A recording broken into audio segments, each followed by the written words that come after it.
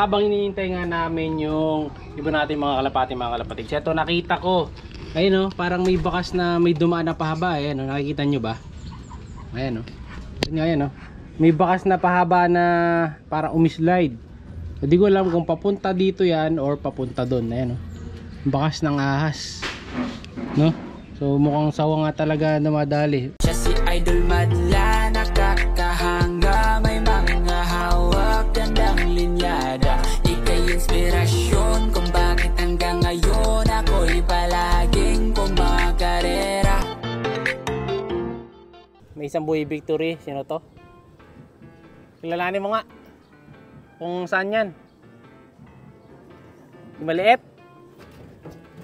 Ay, yung maliit nga to. Ha?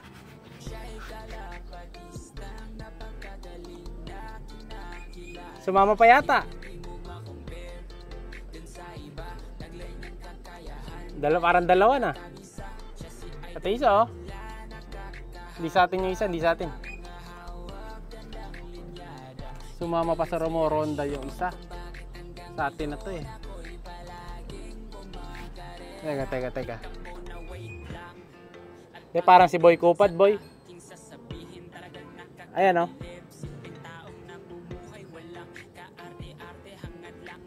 Buluang clip ring. Yung babae, yung maliit. Sa ano to, BBC?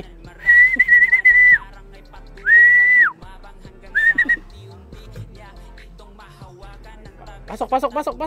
Bilis. Yan, landing board. Asa na? Sa landing board na. Tingnan mo nga. Sa likod, meron ng isa, boy. Si Lemon. Ayun na, sa likod, meron ng isa. May lumating bigla sa likod. Ayun o, naka-blue. Naku na patuloy na clock yun. Eh, nandito sa taas. Sa bababa na eh. Ayun o. Oh, naalangan siya eh. Baba na, boy. Ayun, bababa na yan. Isa pa. Take to tol. Ay, baba. Yan, landing board. Pasok. Sige, pasok. Pasok. Ako na uhuli nito. Pasok. Sige boy, pasok. Okay. Yan siya na mga kalapatids ha. Maingay kasi dito sa sa kabila. Maingay background natin. Ayun, kalakin. Okay, kunin mo. Mga ibon mga kalapatids ito dito. Pakalak ni Madlato. Ito na, di ko mahuli. Di ko kilala dyan eh. Pag di ka kilala, malipad na lipad. So meron na tayo 2 birds sa BBC. May isa pa doon sa taas eh. Ewan ko sino. So check natin mamaya. Ayan, kakalak na ni Madlato. Clacking, 1,000 yung isa. Tapos double check mo sa logs kung pumasok pareho. So BBC. Missing sing. Okay. So pareho 1,000. Isa na lang. Dinadagdagan yung ibon natin sa kabilang club mga kalapatids. Pero sa kabila, isa na lang kulang natin. Si Lemon na lang. Galing south yan eh. Sino yan? Si Nata. Sino? Blue check eh. Ay, parang naka-sticker. Sino? Alayo ng pinanggalingan yan. Galing na ng south yan. Nalagpas na naman siya. Naligaw na naman si Lemon mga kalapatids. Pira dito galing eh. Dapat dito galing eh. Umikot. Naligaw.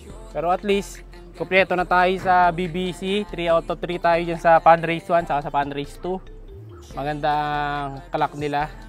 So binigyan natin panibagong chance atong si Lemon. Sinali ko siya doon sa panibagong Fundraise. Dahil okay naman yung uwi yung mga nakaraan. So sinali na natin, sinagad natin. So 3 lang naman sila kaya inentinan na natin. Ngayon, wala pa yung 6 natin sa kabilang club. Bihira. Oras na. Ayan. Clock mo ha. Nakaklak na ni Madlato. Tapos tutuloy natin ulit mamaya ang abangan mga kalapatids. Bababa muna ako para kumain. At lobat na yung cellphone ko, charge ko lang eh. Magpapalit muna tayo. Mag-GoPro muna tayo ha. So bali hinihintay natin sa kabilang club. 2 sa likod, si Boy Kupad, si Nata, tapos dito sa taas yung mga off color ang wala. Tama ba? Tama. Yung pula, yung si John Alden, yung Batik, saka yung checkered. So, 4. Habang iniintay nga namin yung iba natin mga kalapati. Ito nakita ko. Ayun oh, parang may bakas na may dumaan na pahaba. Ayan oh, nakikita nyo ba? Ayan oh. Ayan oh. May bakas na pahaba na parang umislide. Hindi ko alam kung papunta dito yan or papunta doon. Ayan oh. Bakas ng ahas. No? So mukhang sawa nga talaga na madali. Baka maliit lang. So ginugel ni Madla to, sabi niya parang rat snake lang daw kaya hindi kinakain. Baga sinusubo lang yung ulo tapos niluluwa din eh. Kaya maliit lang. So susubukan naming umangan mamayang gabi. Ito maglalagay tayo ng pain dito mamayang gabi. Ayan, nahanap tayo na pwede pamain mga daga, ganon. Tapos may CCTV naman doon. So anything na gumalaw dito makikita natin, no? Yung CCTV kasi dito, ito pwede natin tanggalin to eh. Pero kailangan mag-invest talaga, makabili na isa para yung madaling ilipat-lipat para mapukusahan natin yung kumakain sa mga ibon natin. Kasi sayang eh, no? O ito, alisin muna natin yung isa, lilibing muna natin. Then tuloy tayo sa abangan dun sa taas. Bali sa overall na abangan mga kalapatids, sa taas halos na kompleto naman tayo. Ito yung mga dumating, ayan. Kulang lang tayo ng isa. So mga last, wala yung isa nating off color ngayon. Check natin kamusta na sila. So ayun, si John Alden, nakauwi sa John Alden syempre. Ayan mga kalapatid, si John Alden oh. Diba? So 11 siya halos nakauwi eh. Tapos yung pula, ayun yung pula mga kalapatids. Yan, bumaba na yung pula. Sino ko ba isang kasama niyan? Sino ko isang kasama niyan? Checkered. Yung dark check. Nasaan yung dark check? Ito isa. Ayun, yung dark check. Ayan mga kalapatids. Nakakuha na naman natin sa CCTV. Ang wala, yung isa natin, yung Batik. Yung nauna nung nakaraan, wala siya dito. Tinik natin, wala, malinis. Tapos sa likod, nakahabol din naman si Hinata, saka si pangalan nito, si Boy Kupad. No? So although nahuli lang sila, so talagang nagimbal yung pauwian natin doon sa club na yun.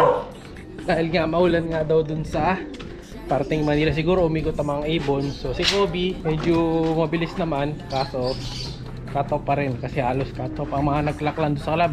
Ilang porsyento lang eh. So check natin.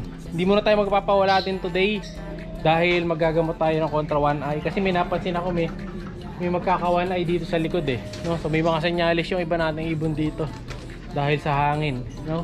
So pahinga muna. Sana ba? Check natin yung dalawang muy dito. Baka muna tawal saglit. Ayun, si Aisho Speedbird nandito na. Si Boy Kupad. Si Boy Kupad. Yan, si Boy Kupad nga pala yan. Si Aisho Speedbird, yung isa yun. Ito, si Aisho Speedbird. Tapos ito si Lemon, mga kalapatids. And then si Hinata nasa kabila. Si Kobe. Tapos si Hinata Boy. Hinata, naka-orange. Hinata. Saan si Hinata? Saan? Ayun si Hinata, nasa ibabaw. Ito yung mukhang magkakawan ay mga kalapatid, isang kalawang natin na yan. So medyo ano siya eh, parang magluluha na yung mata eh. Kaya unahan na natin ang gamot. So ayun, okay naman ang pauwian. Sana sa next loading maayos na yung kanilang condition. So nagdala ng one eye si Hinata dahil na-smash siya eh. So, sa mga nakapagpauwi, congrats. And then yung mga wala pa yung ibon, tiwala tayo na uwi lang yan katulad ng Batik natin. Ayaw sumara. And then yung sawa, hindi pa namin ulit nakita mga kalapatid. Wala naman na nakain kasi tinanggal na namin dito yung kulungan. Wala na dito. Inalis na namin lahat ng ibon dito sa likod. Nilipat muna dito sa harap. Ayan, lalagyan ko na lang yun ng green screen. Ayan, itong isang side na to. Ayan, habaan natin yung green screen dito sa may gilid ng loft. Ayan, kasi yung gilid ng loft wala na siyang green screen eh, yung pinakapinto, no? So talagang matindi na lang yung ahas na yun pag pinasok pa niya sa loob. Pero kahit kasi lagyan yan kung talagang gustong pumasok, pero syempre Kailangan mag-effort pa rin tayo talaga na protection yung mga ibon natin. Yung dalawang kitikod sa harap pala, di ko na nakita. Siya'y kalapatistang napakagaling na kinakilala.